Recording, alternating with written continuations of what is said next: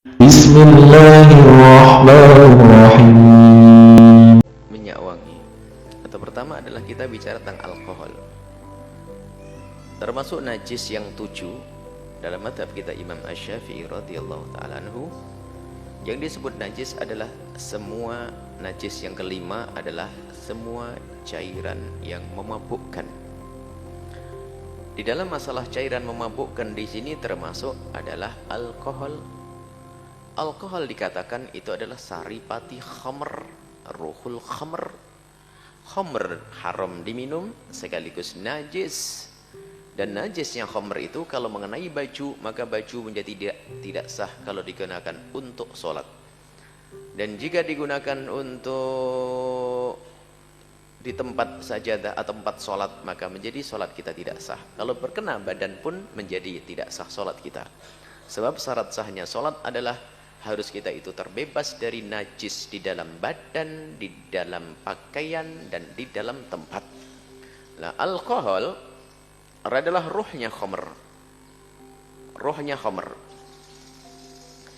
Berkenaan dengan, kalau sudah begitu, maka kalau alkohol yang biasa dikonsumsi untuk diminum itu, karena itu adalah ruhnya khamr, maka hukumnya najis. Menurut 4 madhab, tidak ada perbedaan dalam hal ini. Di dalam madhab Imam Abu Hanifah, kemudian madhabnya Imam Malik, madhab Imam Syafi'i, dan Imam Ahmad ibn Hanbal. Baik, ini dulu faidahnya seperti ini. Kemudian alkohol yang ada di dalam minyak itu bagaimana hukumnya? Baik, sekarang pertanyaannya, apakah alkohol yang ada di dalam minyak wangi itu sama dengan jenis alkohol yang biasa dikonsumsi untuk minuman keras? Nah, ini perlu dijelaskan. Apakah alkohol yang ada di dalam, dan kita perlu kembalikan kepada istilah ilmiahnya. Alkohol yang biasa digunakan dalam minyak wangi itu ternyata itu bukan alkohol yang bisa diminum. Kalau ada orang minum alkohol itu langsung buta matanya, karena itu sama sekali tidak bisa dikonsumsi untuk diminum.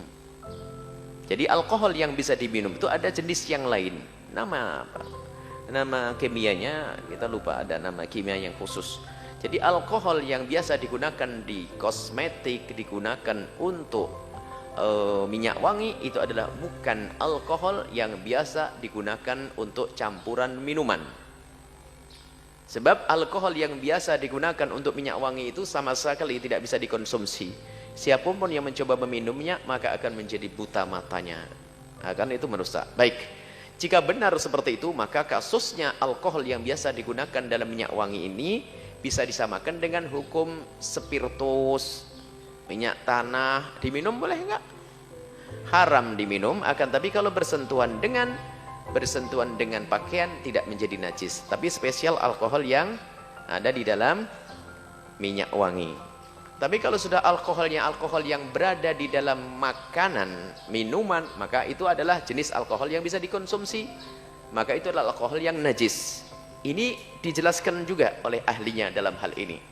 Baik, kalau memang kasusnya seperti itu, alkohol yang ada di minyak wangi itu adalah bukan jenis alkohol yang biasa digunakan untuk makanan atau minuman, maka tentu hukumnya berbeda.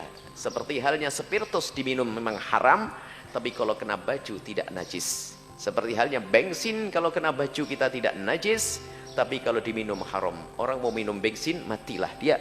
Baik, mabuk juga itu, mabuk karena ada spiritus diaduk. Baik, ini baik. Kemudian ada lagi yang mengatakan bahwasanya ini yang ketiga, pembahasan yang ketiga, alkohol yang ada di dalam minyak wangi itu adalah sama dengan alkohol yang bisa dikonsumsi. Akan tapi apakah kencang keras begitu hukum itu dalam urusan minyak wangi? Baik, jika kasusnya adalah bukan untuk diminum, beda. Jadi bagi yang ketiga ini, pokoknya kita ingin mengatakan bahasanya pakai minyak wangi jangan terlalu kenceng-kenceng deh. Jadi yang jelas begini, orang kelompok yang ketiga mengatakan bahwa alkohol yang digunakan di dalam minyak wangi itu sama dengan alkohol yang dikonsumsi. Artinya jika diminum hukumnya tetap haram. Baik, haram. Cuman sekarang yang dibahas masalah kenajisannya. Jadi ya jelas kalau alkohol Anda konsumsi masuk ke dalam perut Anda haram, harga mati, sudah jelas ya. Biarpun obat batuk yang selama ini Anda konsumsi, bagi yang mengatakan sama, minyak wangi juga sama. Kalau alkohol minyak wangi dan alkohol yang ada di obat batuk dan sebagainya sama, berarti lihat hukumnya sama. Dalam hal ini adalah yang disepakati bahwa urusan dikonsumsi mutlak, jangan, biarpun 0,5% Anda tidak boleh mengkonsumsi obat batuk yang ada alkoholnya, selesai. Tapi lihat urusan mengenai baju dan sebagainya, apakah nggak ada celah? Wong tidak saya minum kok, saya nggak minum minyak wangi kok. Minyak wangi hanya saya oles untuk wewangian. Tambahan yang ada di dalam minyak wangi ada alkoholnya. Apakah benar-benar nggak boleh?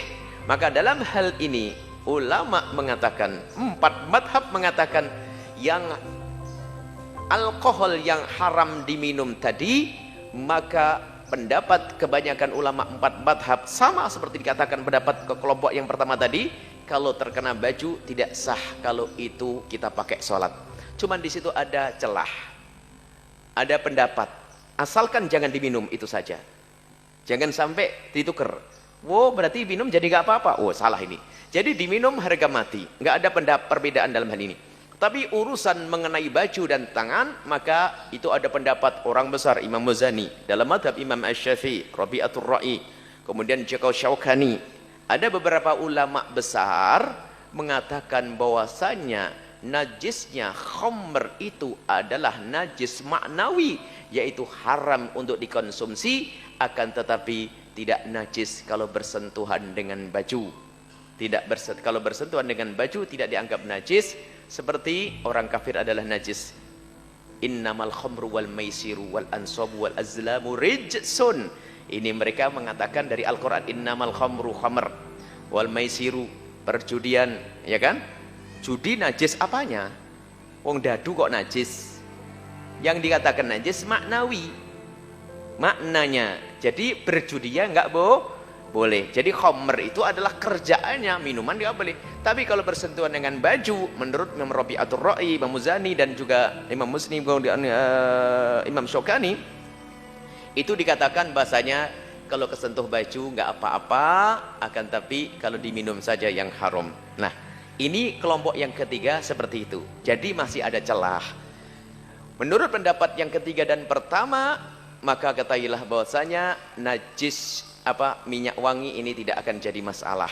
Pendapat yang kelompok yang pertama yang mengatakan bahwasanya alkohol yang digunakan untuk minyak wangi bukanlah alkohol yang digunakan untuk minuman. Kemudian pendapat kelompok yang ketiga membedakan bahwasanya najisnya khamr itu adalah bukan najis hissi, bukan najis secara zahir yang bersentuhan dengan baju lalu menjadi tidak sah sholat kita, akan tapi najis yang maknawi. Tapi itu mendapat lemah, tidak pantas kita dikit-dikit pakai pendapat lemah. Akan tapi dalam keadaan tertentu kita boleh. Artinya begini, jika Anda diberi oleh seseorang, maka ya terima sajalah. Tapi kalau ternyata Anda beli, pilihlah yang tanpa alkohol. Selagi masih ada peluang, jangan sampai nanti ada orang nyemprotkan kepada Anda, astagfirullahaladzim najis, la ilaha illallah, salat. Nah, ini tidak enak hati. Jadi seperti itu. Dan ternyata memang kami lebih cenderung untuk mengikuti ulama kelompok yang pertama tadi. Ini adalah beda. Jadi kita gampang saja, ringan saja.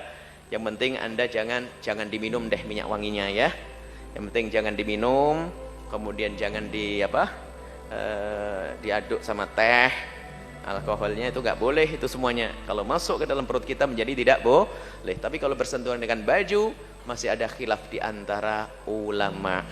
Kemudian kami tegaskan lagi ya, selagi urusannya bukan Anda minum, kemudian masih ada celah di antara para ulama, maka hendaknya kita juga jangan terlalu kaku-kaku, tapi tetap Anda bisa memilih. Kalau Anda beli yang non alkohol. Tapi kalau dikasih, ya pakai sajalah, karena sudah dikasih, biar yang ngasih senang. Itu saja, wallahu a'lam bissawab.